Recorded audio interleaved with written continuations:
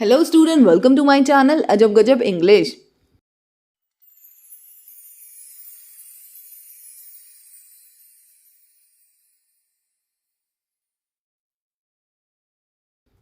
आज है डे 66 और आज हम रिवीजन करने जा रहे हैं। एक बहुत ही अच्छा टॉपिक है, वैसे तो है लेटर ऑफ कंप्लेन, लेकिन आपको पता है आप कोई सामान लेकर आते हैं और आप सभी आस पड़ोस में बताते हैं ओहो मैं तो इतने का लेकर आया था, मैं तो इतने का लेकर आया था, और वो सामान जो है 10 दिन में काम करना बंद कर देता है। तो सभी आके कहते हैं अरे शर्मा जी आप तो कह रहे थे बहुत बड़ी कंपनी से लेके आए, ये तो बस बंद ही हो गया, इससे अच्छा तो हमारा लोकल ही है। अब सोचो उस टाइम में क्या करोगे। ओहो हो, आज का टॉपिक यही है कि उस टाइम में क्या करोगे। ध्यान से समझते जाना।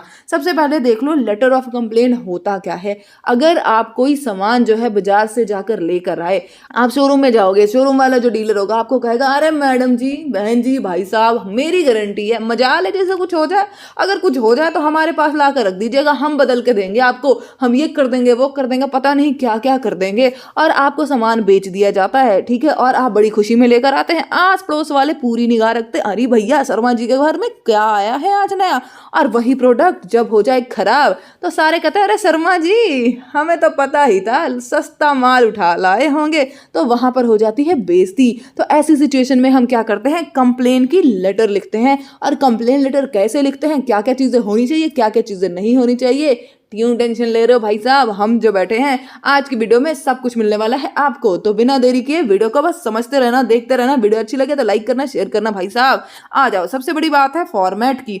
आपको पता है कि जो हमारा कंप्लेन लेटर है वो है कौन सा, फॉर्मल लेटर है। तो ऑब्वियस सी बात है फॉर्मल लेटर है तो फॉर्मेट भी कौन सा होगा भैया साहब, फॉर्मल वाला ही तो होगा। तो सबसे पहले हम लिखेंगे सेंडर का एड्रेस, मतलब खुद का एड्रेस, फिर लिखेंगे हम डेट, फिर हम लिखेंगे रिसीवर का एड्रेस, फिर आपका सब्जेक्ट, और फिर सैल्यूटेशन। सर और मैडम जिसने बेचा है ना उसी को लिखना, याद रखना।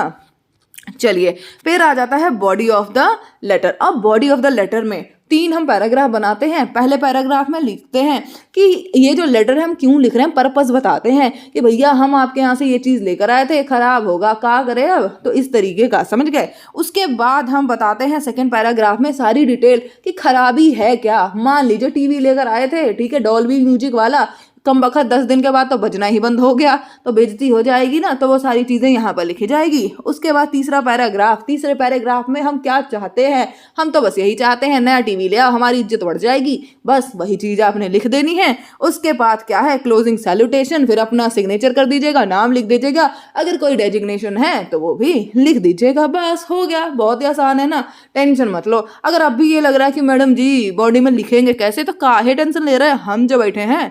चलिए देख लीजिए बॉडी में आपने लिखना कैसे है, फिल इन द ब्लैंक्स बना दिया है, आराम से भरते जाना। मान लीजिए कि हम टीवी लेकर आए थे, ठीक है ना, 55 इंच का।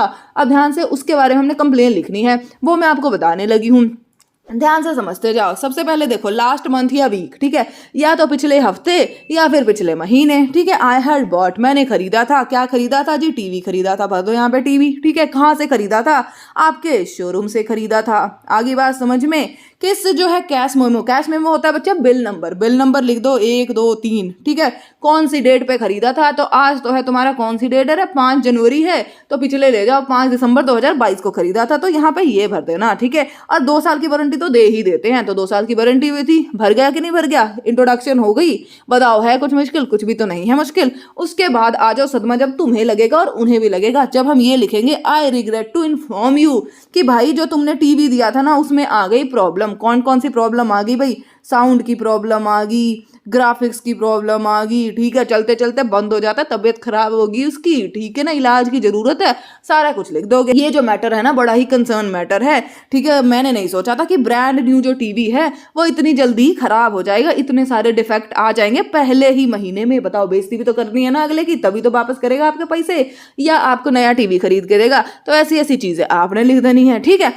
अब देखो क्या करना है, यहाँ पर थोड़ा सा पावर में आ जाना और बोलना कि आपको पता है ना कि टीवी वारंटी में है, तो इसका मतलब क्या है, कर तो रिक्वेस्ट है, धमकाना भी, ठीक है, कि या तो भैया रिपेयर कर दो या कर दो इसकी रिप्लेसमेंट। अगर ऐसा नहीं करोगे तो मैं चला जाऊंगा कंज्यूमर कोर्ट में और जाकर तुम्हारी शिकायत कर दूंगा, दुकान बंद करा दूंगा तुम्हारी। आगे ना बात समझ में, ऐसा लिखना है बस। बताओ है कोई मुश्किल, बिल्कुल भी तो नहीं मुश्किल है। अभी एग्जाम्पल दिखाते, स्क्रीनशॉट ले लो, हेल्प हो जाएगी। चलिए अब यहाँ पर देख लीजिए, ये रहा क्वेश्चन, ठीक है। क्या कहा जा रहा है, आप हैं रमन और रीना, लड़के अपना नाम रमन लिखना, लड़कियां रीना लिखेंगे, ठीक है। आपका एड्रेस ये दिया गया है, ठीक है ना। और आपने एक लेटर लिखना है इसको, ठीक है। और किस लिए लिखना है, poor performance of washing machine, मतलब क्या एक वॉशिंग मशीन लेकर आए थे, बस उसने अपनी औकात दिखा दी, तो उसके लिए ही आपने यहाँ पर लेटर लिखना है कंप्लेन वाली। तो चलिए अपना एड्रेस लिख दिया, डेट लिख दिया, ठीक है, रिसीवर का एड्रेस लिख दिया, ठीक है, फिर हमने सब्जेक्ट लिखा, फिर हम लिख लिया सैल्यूटेशन। आई बात समझ में कि नहीं आई? चलिए अब बता दीजिए, ये जो मैंने फिल इन द ब्लैंक्स अभी आपको दिखा था, देखो यही वाला था ना, बस इसी में मैंने यहाँ पर भर दिया, ठीक है। उसके बाद मैंने सारी जो भी वॉशिंग मशीन में क्या प्रॉब्लम आ सकती है, सीधी सी बात है ना कि उसका ड्रायर जो है वो नहीं काम करेगा, ठीक है। कई बार उसमें से इलेक्ट्रिक शॉर्ट भी आते हैं, ठीक है। कई बार क्या हो जाता है, कपड़े वाहियात धो देता है, ठीक है। तो वो सारी चीज़ जो हमने लिख दिया, उसके बाद हम कहा दिया भैया बदल दो, नहीं तो कोर्ट में मिलेंगे, कोई दिक्कत ही नहीं है। ऐसी वाली बातें आपने यहाँ पर लिख देनी है। बताओ है कुछ मुश्किल? कुछ भी तो मुश्किल नहीं है। तो बस यही था आपका लेटर ऑफ कंप्लेंट। अब दूसरा आ जाता कि अरे मैडम, अगर हमने कंप्लेन करना है सोसाइटी के लिए, ठीक है, म्युनिसिपल कॉरपोरेशन को, किसी भी डिपार्टमेंट को, किसी अथॉरिटी को, तो कैसे करेंगे? तो बस वही चीज़ है, इस चीज़ का बस ध्यान रखिएगा। देखिए हम अभी आपको बताते हैं क्या, रीज़न ऑफ राइटिंग, ठीक है, पर्पस बता दीजिए क्यों लिख रहे हैं, ठीक है। उसके बाद उस चीज़ के बारे में सारी डिटेल बता दीजिए। उसके बाद क्या है, आप अगर सजेशन देना चाहते हैं, क्या आप चाहते हैं, ठीक है ना, वो चीज़ आप तीसरे पैराग्राफ में लिख दीजिए। इसके सिवाय कुछ भी नहीं है। अब क्वेश्चन जो है ना दूसरा, वो समझ लो, बहुत आसान लगेगा। देखो ध्यान से समझते जाना। क्या कहता है कि आपका जो एरिया है, मोहल्ला है, ठीक है, साफ सुथरा नहीं है, जिसकी वजह से क्या है, बहुत सारी बीमारियां फैल रही हैं। आपको पता है ना, अभी कोरोना ही फैल रहा है, तो क्या है, हाथ धोते रहो, ठीक है, मास्क लगा के रहो, है कि नहीं।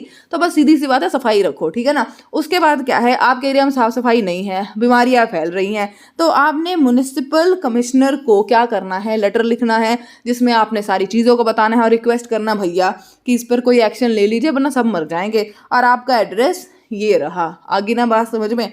तो देखो सबसे पहले सेंटर का एड्रेस, फिर डेट, फिर रिसीवर का एड्रेस, फिर सब्जेक्ट और फिर सैल्यूटेशन। बताओ है कुछ मुश्किल? अब देखो 3 पैराग्राफ बनाए हैं। पहले मैंने ये बता दिया, ठीक है, कि मैं क्यों लिख रहा हूँ ये लेटर। फिर मैंने बता दिया कि हमारे जो एरिया है वहाँ बहुत ही ज़्यादा बुरा हाल है, सफाई बिल्कुल भी नहीं है, ड्रेनेज की प्रॉब्लम है, गार्बेज इधर उधर पड़े रहते हैं, ठीक है। उसके बाद हमने ये बता दिया, ठीक है, कि इसकी वजह से क्या है, बहुत सारे जो हैं मतलब कि बीमारियां हो रही हैं, मच्छर घूम रहे हैं, ठीक है। रेनी सीजन में तो और ही बुरा हाल हो जाता है, मलेरिया, डेंगू, जितने तरह की बीमारियां हैं ना सब लिख देना यहाँ पे, ठीक है ना, कि भैया सफाई करा दीजिए, सफाई करा दीजिए, ठीक है। फिर एंड पे हमने बता दिया कि हम चाहते क्या हैं कि सर जी तनिक एक्शन लीजिए, साफ सफाई करवा लीजिए। फिर योर ट्रूली और जो भी नाम लिखा है। बताओ है कुछ मुश्किल? कुछ भी तो मुश्किल नहीं है ना बच्चा पार्टी। बस ध्यान से ना समझा करो, लिखते रहो यार, आप कर सकते हो। आप 10th के बच्चे हो, मेरे बहुत अच्छे बच्चे हो तुम लोग। चलो अब आ जाओ। अब देखो ये रहे 2 तुम्हारे प्रैक्टिस के क्वेश्चन, ठीक है। ये प्रैक्टिस का क्वेश्चन है, स्क्रीनशॉट ले लो, ठीक है। With the help of this and this and this, मतलब क्या, with the help of fill in the blanks, with the help of the format which I have given to you, ठीक है। सारे को यूज करो और फटाफट जो लेटर है उसे लिख डालो। बताओ है कुछ मुश्किल? कुछ भी मुश्किल नहीं है। अगर वीडियो अच्छा लगे तो वीडियो को लाइक करना, शेयर करना, और हमेशा की तरह आज भी एक ही बात कहूंगी बच्चे, अगर लगे ना कि मेरे चैनल पे आके तुम्हारा टाइम वेस्ट नहीं हुआ, मेरे चैनल पे आके तुमने कुछ ना कुछ 1% तो सीखा होगा ना यार, तो इस चैनल को सब्सक्राइब करके जाना, ठीक है। और पढ़ते रहना और हमेशा हंसते रहो, मुस्कुराते रहो और अपने आसपास के एरिया को साफ सुथरा रखो, ठीक है ना। Bye bye, take care, have a good day.